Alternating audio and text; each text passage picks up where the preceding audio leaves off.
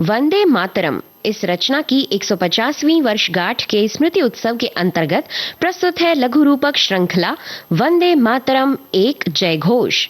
मूल मराठी संहिता मिलिंद सबनीस, हिंदी अनुवाद जयंत पात्रीकर, प्रस्तुतकर्ता अनुश्री पाठक। आज सुनिए श्रृंखला की 40वीं कड़ी।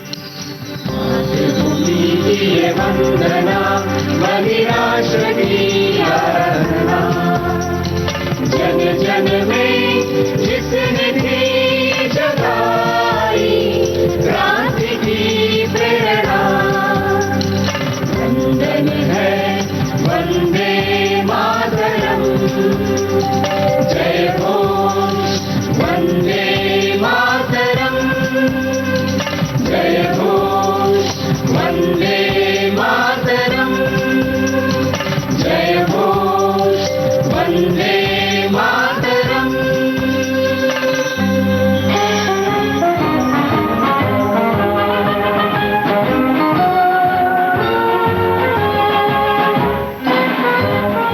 बंगाल के विभाजन का विरोध करने हेतु पूरे देश में सभाएं होने लगी। इस आंदोलन की अधिकतर सभाओं का आरंभ या समापन वंदे मातरम से होने लगा।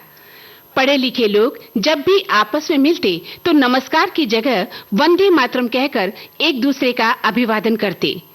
वंदे मातरम इस गीत की लोकप्रियता बढ़ने के साथ-साथ उसका दुष्प्रचार भी हुआ। वंदे मातरम की तुलना अन्य भाषाओं की कविता से करके उसमें कमियां दिखाने के प्रयास तत्कालीन कुछ लेखकों और संपादकों ने किए।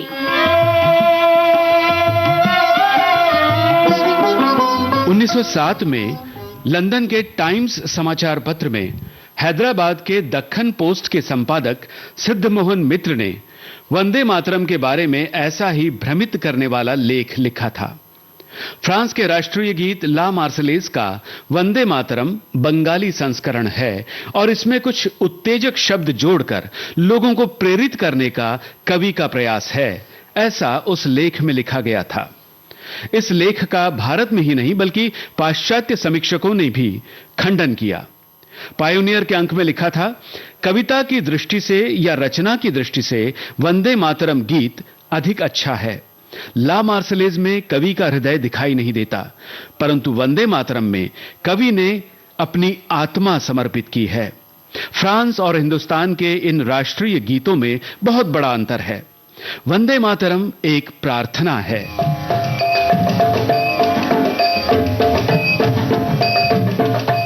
इसमें स्वदेश के आधार पर आद्य शक्ति को मां कहकर संबोधित किया गया है। मातृभूमि को केवल मां कहकर कभी रुका नहीं है, बल्कि मां के समान ही प्रेम और श्रद्धा अर्पित करनी चाहिए, ऐसा उन्होंने सुझाया है। जो गीत देशवासियों को अपनी जन्मभूमि से मां के समान प्रेम करना सिखाता है, उस गीत की तुलना ला मार्सलेज गीत से कैसे हो सकती है?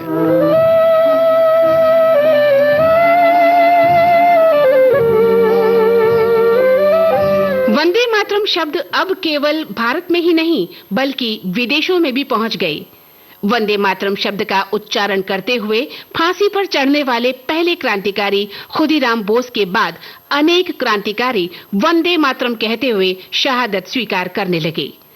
लंदन में ही वीर सावरकर, सेनापति बापट, निरंजन पाल, मदन लाल ढींगरा जैसे युवा क्रांतिकारियों के गुरु तुल्य श्यामजी कृष्ण वर्मा, सरदार सिंह राणा और मादाम कामा के साथ थे।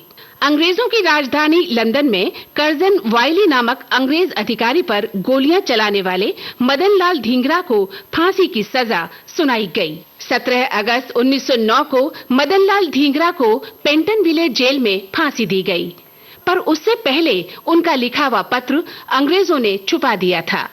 सावरकर और ज्ञानचंद वर्मा ने भाग दौड़ करके फांसी से एक दिन पहले डेली न्यूज समाचार पत्र में मदन लाल ढींगरा का चैलेंज नामक पत्र छपवाया और लंदन में सामान्य जनता से लेकर पुलिस तक सभी को धक्का लगा। इस पत्र की भाषा अत्यंत ओजस्वी तो थी ही, पर इस पत्र का अंत वंदे मातरम शब्दों से किया गया था।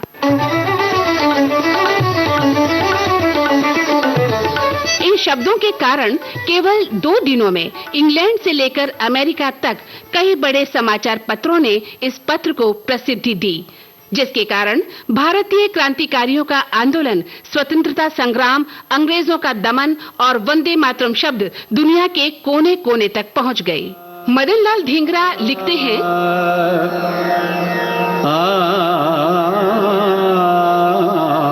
आत्म बलिदान कैसे करना चाहिए, यही एकमात्र शिक्षा इस समय हिंदुस्तान में देने योग्य है। यह शिक्षा देने का एक ही मार्ग है, स्वयं का बलिदान करना। इस भावना से प्रेरित होकर मैं प्राणार्पण कर रहा हूं और मुझे अपने बलिदान पर गर्व है।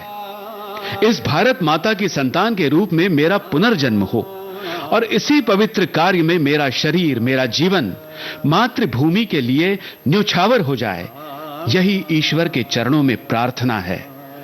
भारतीय स्वाधीनता का पक्ष विजयी हो। मानव जाति के कल्याण और ईश्वर के वैभव का समर्थन करने वाला स्वतंत्र भारतवर्ष संसार में आत्म तेज से चमकने लगे।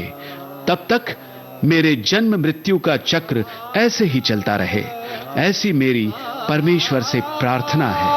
वंदे मातरम।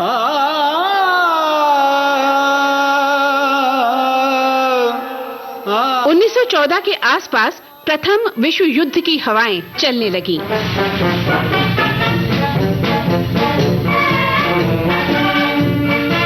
उन दिनों कोमागातामारू जहाज का किस्सा विशेष रूप से चर्चित रहा। इस जहाज के ध्वज पर वंदे मातरम, सत श्री अकाल और अल्लाह अकबर शब्द अंकित थे। बाबा गुरुदत्त सिंह के नेतृत्व में 360 भारतीय यात्रियों को लेकर कोमागातामारू नामक जापानी जहाज 4 अप्रैल 1914 को हांगकांग से रवाना हुआ। 23 मई को ये जहाज जापान होते हुए कनाडा पहुंचा। ब्रिटिश सरकार के इशारों पर नाचने वाली कनाडा सरकार ने इस जहाज को बंदरगाह पर लगाने की अनुमति नहीं दी। 15 दिनों तक समुद्र में खड़े इस जहाज पर अन्न जल समाप्त हो गया। युद्ध जैसी स्थिति उत्पन्न हो गई। अंततः सरकार को झुकना पड़ा। आगे वहां से निकला जहाज 27 सितंबर 1914 को कलकत्ता के बजबज बंदरगाह पर पहुंचा और वहां हुई मुठभेड़ में 18 यात्री शहीद हो गए। इस पूरे प्रकरण के मुख्य नेता बाबा गुरुदत्त सिंह को वंदे मातरम शब्द अत्यंत प्रिय थे। इसीलिए इस जहाज के ध्वज पर भी वंदे मातरम शब्द थे।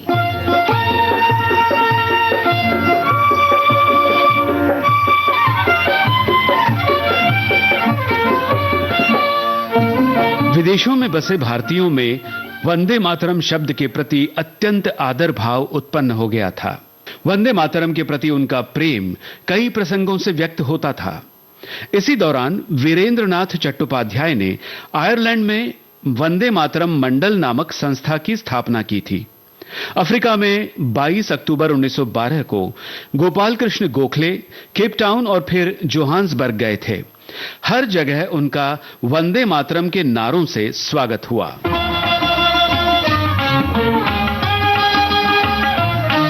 23 दिसंबर 1912 को दिल्ली में लॉर्ड हार्डिंग पर बम फेंका गया।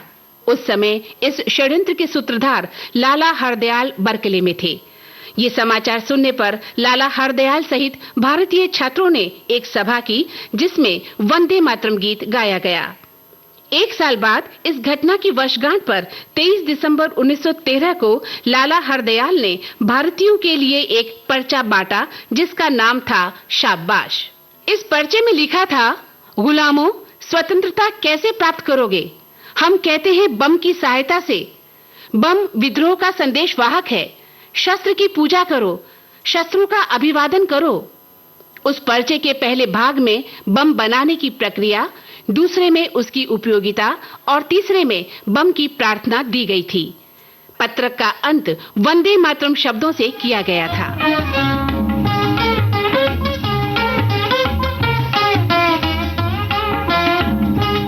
केवल कनाडा, फ्रांस, इंग्लैंड, अमेरिका में ही नहीं, बल्कि जहां भारतीय नागरिक मुस्लिम देशों में थे, वहां भी वंदे मातरम पहुंच गया।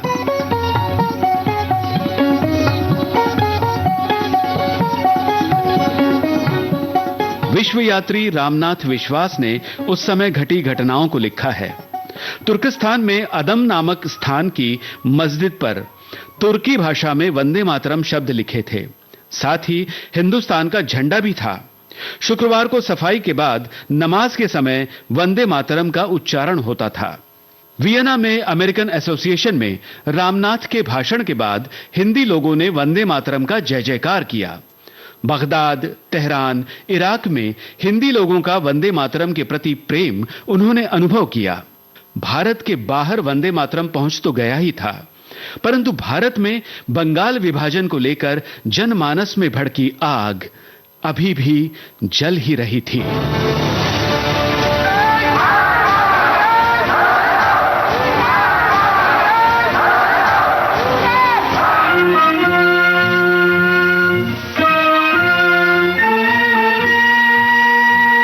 सेतु हिमाचल गूंजता स्वर, सत्य पावन और परम है अडिग हर भारतीय, मन में नहीं कोई भरम, वेदों से भी वंदनीय है जय घोष वंदे मातरम।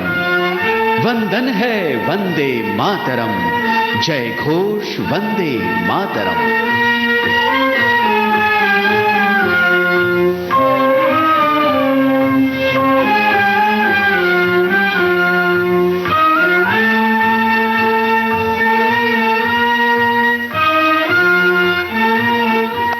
वंदे मातरम एक जय घोष। आप सुन रहे थे इस लघु रूपक श्रृंखला की 40वीं कड़ी। मूल मराठी संहिता मिलिंद सबनीस, अनुवाद, संकलन और शीर्षक गीत रचना जयंत पात्रीकर, शीर्षक गीत के संगीतकार अमित रॉय, वाचक स्वर जयंत पात्रीकर और मंदाकिनी जोशी, तकनीकी सहयोग किरण बंग, प्रस्तुति सहयोग आकाशवाणी पुणे, प्रस्तुतकर्ता अनुश्री पाठक। ये कार्यक्रम विविध भारती से प्रसारित किया गया।